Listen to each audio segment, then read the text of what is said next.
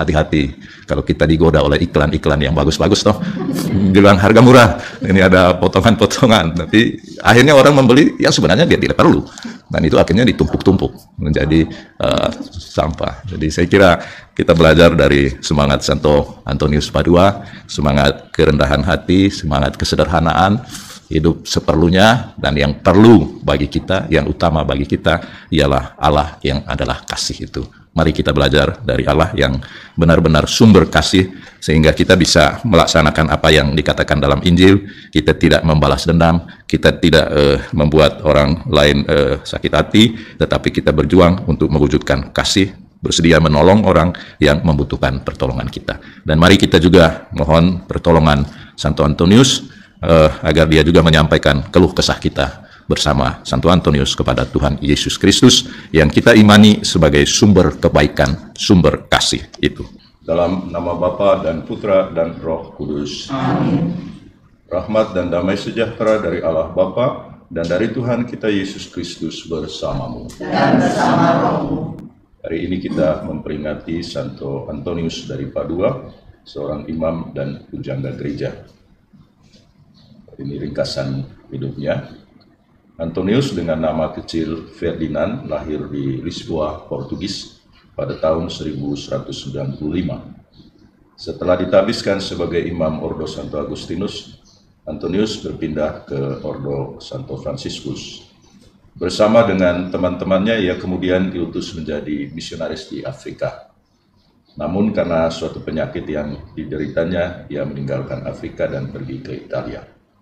Pada tahun 1221, ia pergi ke Assisi untuk mengikuti kapitel pertemuan Ordo yang dipimpin langsung oleh Franciscus. Pada waktu mendapat kesempatan berkhotbah, ia menyampaikan khotbahnya dengan sangat menarik dan mendalam. Maka sejak saat itu, ia dikenal sebagai pengkhotbah yang ulung. Ia pun diutus untuk berkhotbah di mana-mana, antara lain di Prancis, Italia, dan Sisilia.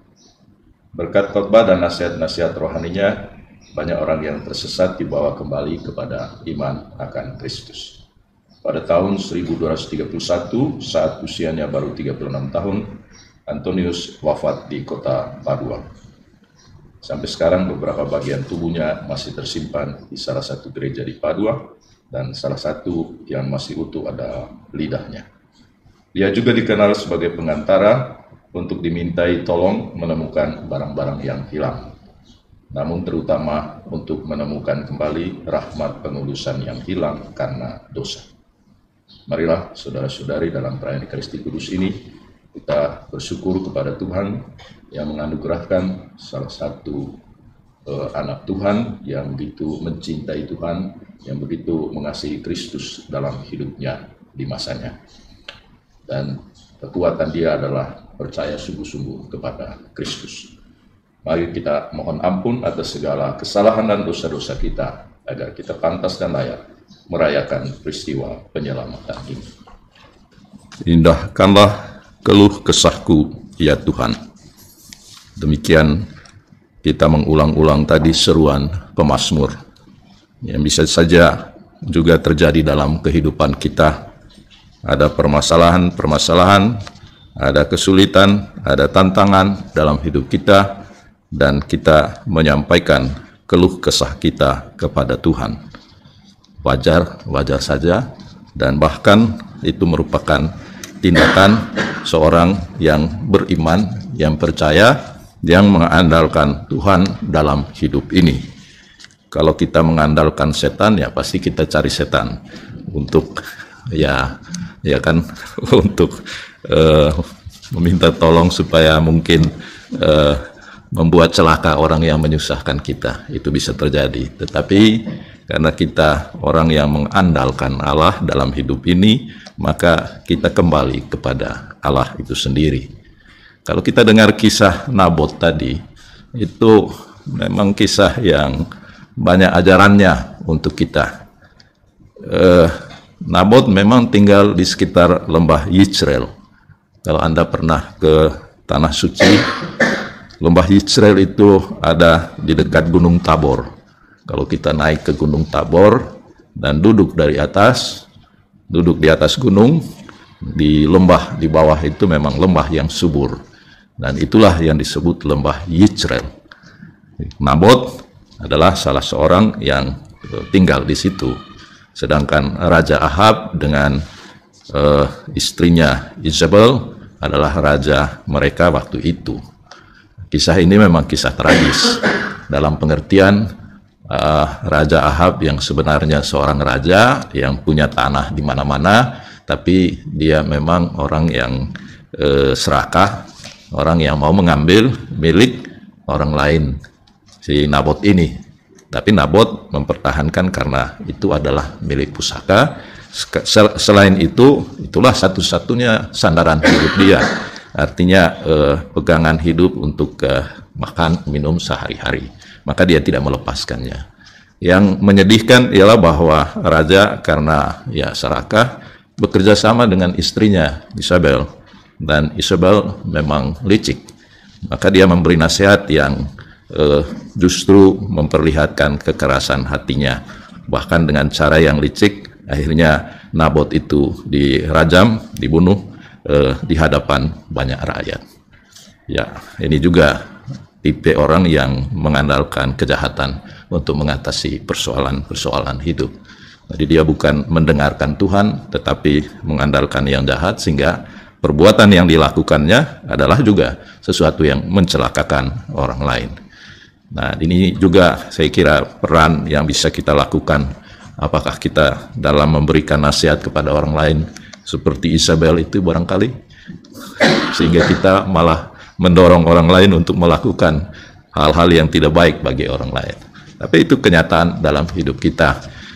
Maka dalam hal ini kita perlu kembali ke sumber kebaikan, sumber kasih dalam hidup kita. Dan sumber kebaikan, sumber kasih itu ialah Allah yang Anda imani, yang kita imani, yang kita percayai. Makanya Anda datang ke sini kan mencari kebaikan, mencari sumber kebaikan, mencari sumber kasih itu. Dan sumber kasih itu adalah Allah sendiri. Dari Allah lah kita akan mendapat roh kasih yang menyemangati kita, yang menggerakkan hidup kita. Asal kita sungguh-sungguh percaya kepada Dia dan membiarkan kita dipengaruhi oleh rohnya yang adalah roh kasih, roh yang memberikan kebaikan kepada kita. Nah, hari ini kita memperingati Santo Antonius dari Padua. Santo Antonius dari Padua adalah seorang pengikut Santo Fransiskus dari Assisi. Orang ini orang yang pandai, orang yang pintar. Dan Fransiskus dari Assisi sebagai pemimpin saat itu mengakui, dengan kerendahan hatinya Fransiskus menulis surat kepada Antonius, dan dia memberi gelar kepada Antonius dalam tanda petik uskupku. Jadi dia menulis surat kepada Antonius, Antonius, saudara Antonius, uskupku yang saya kasihi, saya memberikan izin kepada kamu untuk mengajarkan teologi suci kepada para pengikut Santo Fransiskus pada waktu itu, termasuk Antonius ini. Tetapi karena Antonius adalah seorang yang belajar kitab suci dan dia memang pandai, maka dia diberi tugas untuk mengajarkan para saudara, supaya para saudara Fransiskan tidak bodoh-bodoh amat gitu. Ya, karena memang mereka punya tugas untuk mewartakan kabar baik Tuhan, menjadi anggota gereja. Bagaimana bisa mengabarkan kabar baik Tuhan, mewartakan kebaikan kalau tidak mengerti, kalau tidak belajar kitab suci ini. Jadi bodoh dalam pengertian tidak tahu kitab suci ini. Jadi Antonius, orang yang pandai akan kitab suci, diberi tugas oleh Fransiskus. Dan dia minta supaya silahkan mengajar mereka, supaya mereka tidak mengajarkan hal yang salah pula, sehingga bisa mengantar orang kepada Kristus, sang terang sejati itu, sang maha kasih itu.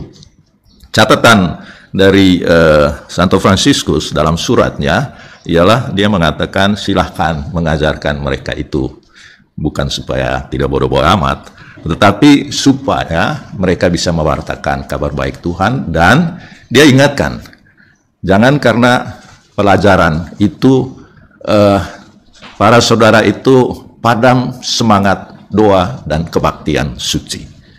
Jadi Fransiskus mengingatkan Santo Antonius, silahkan Anda membantu para saudara itu untuk mengenal, mendalami firman Tuhan, belajar. Tapi jangan lupa, mereka tidak boleh karena belajar itu lupa akan semangat berdoa, lupa akan semangat kebaktian yang suci. Jadi belajar bukan untuk kesombongan, bukan untuk kehebatan pengetahuan, tetapi Fransiskus mengingatkan agar mereka belajar supaya semakin bertumbuh semangat sembah bakti kepada Tuhan, semangat kebaktian yang suci, semangat berdoa. Itu diingatkan oleh Fransiskus kepada Antonius, dan Antonius melaksanakan tugasnya. Karena keutamaan yang dimiliki oleh Antonius adalah semangat kerendahan hati, semangat kasih sejati kepada para saudaranya. Dan semangat kerendahan hati itulah yang sungguh dihidupi oleh Santo Antonius sepanjang kehidupannya, sehingga dia tidak tergoda oleh semangat Isabel tadi ya, semangat kelicikan, atau semangatnya Nabot itu semangat keserakahan. Jadi Santo Antonius memiliki kerendahan hati, dan juga yang utama ialah semangat kesederhanaan dalam hidupnya. Kalau orang memiliki kesederhanaan, simplicity, itu dia tidak akan tergoda untuk menjadi orang yang serakah, menjadi orang yang yang mau mengambil milik orang lain, yang bukan miliknya sendiri. Tapi hal ini hanya terjadi tatkala orang sungguh-sungguh mengasihi dan mendengarkan Tuhan yang berbicara kepada kita. Karena Tuhan mengajarkan kasih kepada kita. Karena Tuhan mengajarkan kesederhanaan hidup kita. Dan Santo Fransiskus, Santo Antonius melihat kesederhanaan ini. Dia ugah hari tidak mengambil barang yang bukan miliknya, dan juga tidak mau serakah dalam hidup ini. Untuk apa serakah ya? Nanti mati juga, dan barangnya tidak dibawa. Yang dibawa, kalaupun orang masih ingat, taruh dalam peti kecilnya itu, mungkin emasnya kah, mungkin barang makanan atau apalah. Tapi itulah pengalaman nyata kita kan. Dan Fransiskus mengajarkan kepada kita untuk hidup melalui Santo Antonius, hidup dalam semangat kerendahan hati, kesederhanaan, hidup apa adanya. Tidak harus susah-susah amat juga, perlu berjuang, tapi jangan menjadi serakah, jangan mengambil barang orang lain yang bukan milik kita. Dan Paus kita juga mengingatkan kita akan hal ini, yang dia bilang itu ya orang yang membuang-buang makanan. Ini juga bagian dari orang yang serakah. Artinya dia tidak perlu makan banyak-banyak, tapi dia belanja banyak-banyak makanan itu. Akhirnya dia tidak bisa makan juga. Dia makanan akhirnya itu terbuang-buang. Dan itu biasanya ada pada kita kan. Kita punya duit lah, paling harga berapa itu makanan, tapi kita beli sebanyak-banyaknya, tidak dimakan, lalu dibuang. Paus mengatakan kita mengambil jatah orang miskin itu. Dan memang budaya membeli tanpa perlu itu juga bagian dari sedikit keserakahan kita ini. Maka ya hati-hati kalau kita digoda oleh iklan-iklan yang bagus-bagus toh, bilang harga murah, ini ada potongan-potongan, tapi akhirnya orang membeli yang sebenarnya dia tidak perlu, dan itu akhirnya ditumpuk-tumpuk menjadi sampah. Jadi saya kira kita belajar dari semangat Santo Antonius Padua, semangat kerendahan hati, semangat kesederhanaan, hidup seperlunya, dan yang perlu bagi kita, yang utama bagi kita ialah Allah yang adalah kasih itu. Mari kita belajar dari Allah yang benar-benar sumber kasih, sehingga kita bisa melaksanakan apa yang dikatakan dalam Injil. Kita tidak membalas dendam, kita tidak membuat orang lain sakit hati, tetapi kita berjuang untuk mewujudkan kasih, bersedia menolong orang yang membutuhkan pertolongan kita. Dan mari kita juga mohon pertolongan Santo Antonius agar dia juga menyampaikan keluh kesah kita bersama Santo Antonius kepada Tuhan Yesus Kristus yang kita imani sebagai sumber kebaikan, sumber kasih itu. Tuhan memberkati. Amin.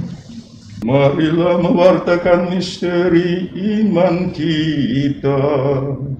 Setiap kali kami makan roti ini dan minum dari piala ini, wafat-Mu Tuhan kami wartakan hingga Engkau datang. Aku akan menyertai kalian setiap hari sampai pada akhir zaman. Marilah berdoa. Allah Bapa Maha Baik, kami telah dikuatkan dengan santapan suci. Semoga berkat doa dan teladan Santo Antonius dari Padua, kami tetap setia mengabdi Engkau dengan cinta kasih yang tak kenal lelah, mewartakan kasih kebaikan-Mu, sampai kami kepersatukan dalam hidup abadi. Demi Kristus Tuhan dan pengantara kami. Amin. Tuhan sertamu. Dan sertamu juga. Semoga Allah yang Maha Kuasa memberkati saudara sekalian, memberkati sesama yang Anda jumpai, dan apa yang kita laksanakan hari ini dalam nama Bapa dan Putra dan Roh Kudus. Amin. Saudara sekalian, dengan ini perayaan Ekaristi sudah selesai. Syukur kepada Allah. Marilah pergi, kita diutus. Amin.